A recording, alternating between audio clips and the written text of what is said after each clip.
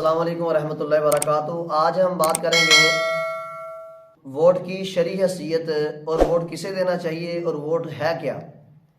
यह मेरी वीडियो सारी ज़रूर देखना और आगे शेयर भी करना। बहुत अहम वीडियो है और कुरान और हदीस की रोशनी में बात होगी। जो खलीफा का इंतखाब है, जो बादशाह का इंतखाब है, शुरू से अल्लाह ने किया है। यह पहले सियासत अंबिया कराम के पास थी और वो जो शरीयत आती थी, जो वो वही आती थी, वो जो वोटिंग होती थी उसे हम शरीयत कहते हैं। अंबिया के बाद सहाबा कराम की जो खिलाफत आई, सहाबा के बाद ये मलूकियत शुरू हो जब हुई तो आहिस्ता आहिस्ता ये नाअहल और करप्ट लोगों के हाथ में ये निज़ाम आया और दुनिया का जो निज़ाम है वो दरम बरम हो गया। अल्लाह ताला कुरान मजीद में फरमाता है, इन्नल्लाह यअमुरुकुम अन तुअद्दुल अमानाति इला अहलिहा व इज़ा हकमतुम बैन नास अन तहकुमु बिल अदल। ये सूरत निसा की 58 नंबर आयत है और दूसरी आयत वो भी मैं आगे जाके जिक्र करूंगा। वोट एक अमानत है और वोट अमानत को अदा करना एक सलामी फरीज़ा है। वोट गवाही भी है, वोट शहादत भी है, वोट सिफारिश भी है और वोट जो है वो अमानत भी है। अब नबी सल्लल्लाहु अलैहि वसल्लम ने फरमाया, ला ईमान लिमन ला अमानत।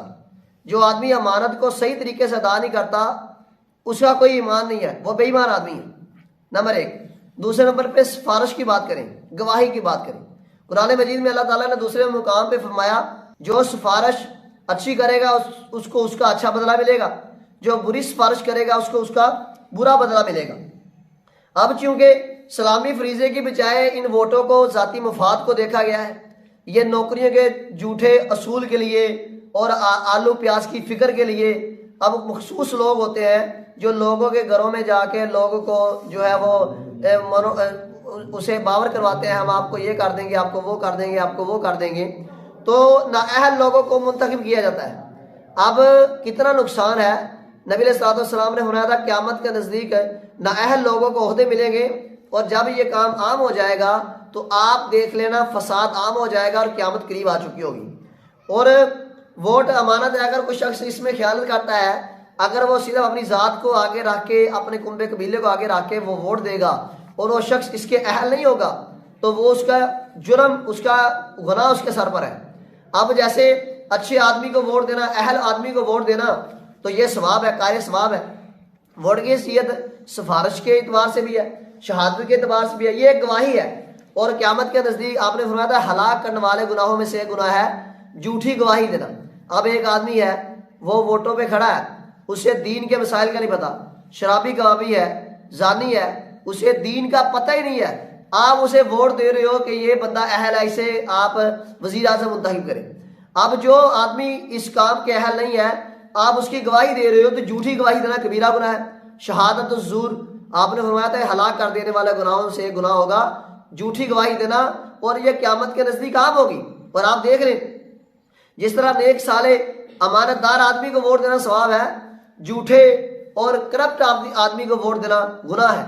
तो वोट देने के लिए, अपना उम्मीदवार मुंतखब करने के लिए आपको ये चीज़ देखनी चाहिए, क्या ये नमाज का पाबंद है, सोम सलात का पाबंद है, हराम से बचने वाला है, सूदखोरी से बचने वाला है, फिर तो ठीक है, फिर तो जायज़ है। अगर वो आदमी सूदी निज़ाम करता है, वो आदमी शराब से नहीं बचता, सोम सलात का उसे पता नहीं है, इस्लाम के अहकामात का पता नहीं है, इस्लाम के फ़राइज़ का पता नहीं है, उसे असासियात का पता नहीं है, ईमानियात का पता नहीं है, उसके जो निज़ाम माइशत है, जो ये निज़ाम है हमारे मुल्क में, निज़ाम हुकूमत है, इसका उसे इल्म ही नहीं है।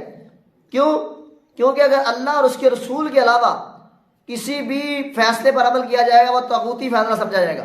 और जिन लोगों ने अल्लाह और उसके रसूल को के अहकामात को छोड़ा और तागूती फैसले किए, अल्लाह ने सूरत मायदा में उसे फासिक, काफर और जो है वो जालिम कहा है। अब हमारे चूंकि मुल्क में अल्लाह और उसके रसूल का निज़ाम नहीं है, जो भी वज़ीर आज़म मुंतखब होता है, जो भी MP MNA मुंतखब होता है, वो चलता अमेरिका के कहने पर है। अमेरिका के कहने पर हमारा वज़ीर आज़म मुंतखब होता है, अमेरिका के कहने पर हमारा चीफ ऑफ आर्मी स्टाफ मुंतखब होता है। तो अगर ये सज़ाएं कुरान और हदीस के मुताबिक नहीं दी जाएगी तो इनको वोट देकर मुंतखब करने वाले भी बराबर के शरीक है उस गुनाह के। अगर एक जगह पे शरीयत का हुक्म नहीं चलता, चोर का हाथ नहीं काटा जाता, जालिम को उसका बदला सजा नहीं दी जाती, फासक को उसकी सजा नहीं दी जाती और कातिल को उसकी सजा नहीं दी जाती, कुरान और मजीद के मुताबिक फैसले नहीं होते। तो जब हम किसी को मुंतखब करेंगे, हम ये गवाही देंगे, ये कुरान और हदीस के ऊपर फैसला करेगा। अब वो मुंतखब हो गया लेकिन उसका फैसला कुरान और हदीस के मुताबिक नहीं है, तो हम भी जालिम हैं, हम भी उस जुर्म में बराबर के शरीक है, क्योंकि हमने गवाही दी थी, लिहाजा वो गवाही झूठी थी और झूठी गवाही देना ये हलाक कर देने वाला गुनाहों में से एक गुनाह है। तो इस्लामी फरीजे को जब जाती मफाद पर मद्देनजर रखा जाए तो गुर्बत, अफलास और बदअमनी और बेरोजगारी का जनाजा निकल जाता है। तो वोटों के दिनों में हमारे जो लीडर है, हमारे जो दलाल है, कुछ हासिल करने के लिए, नौकरियों के असूल के लिए लोगों को इकट्ठा करते हैं। फिर हालांकि उम्मीदवार खुदा और रसूल का मानने वाला हो और वो अमली तौर पर मानने वाला हो। वैसे तो काफिर भी अल्लाह के नबी को मानते थे, यूद और नसारा भी अल्लाह के नबी को मानते थे, कुरान में उसका जिक्र है, लेकिन अमली तौर पर मानने वाला हो, जो उम्मीदवार खुदा और रसूल का बागी और मुनकर हो, उसे हम मुंतखब नहीं करेंगे। और मेरी बात याद रखें, ये वोट एक शहादत है, एक अमानत है, एक गवाही है। जो आदमी किसी ऐसे उम्मीदवार को वोट देगा जो सोमो सलात का पाबंद नहीं होगा, जो दीन के मसाइल से आगाह नहीं होगा, वो इस जुर्म में बराबर का शरीक है। जो सजा उसे मिलेगी वही सजा वोट देने वाले को मिलेगी। इसलिए वोट दीनदार लोगों को देना चाहिए। मैं ये नहीं कहता वो कोई भी हो, आप नवाज शरीफ को कहें आप दाढ़ी रखें, 5 वक्त की नमाज पढ़ें, सूद को खत्म करें हमारे मुल्क में, उसको वोट दे दे। हर वो शख्स जो दीनदार हो, जो नमाजी हो, जो परहेजी हो, हमारे जो खलीफा थे हजरत उमर रज़ी अल्लाह तआला अन्हु खलीफतुल मुस्लिमीन थे, 22 लाख मुरब्बा मील तक उसकी हुकूमत थी।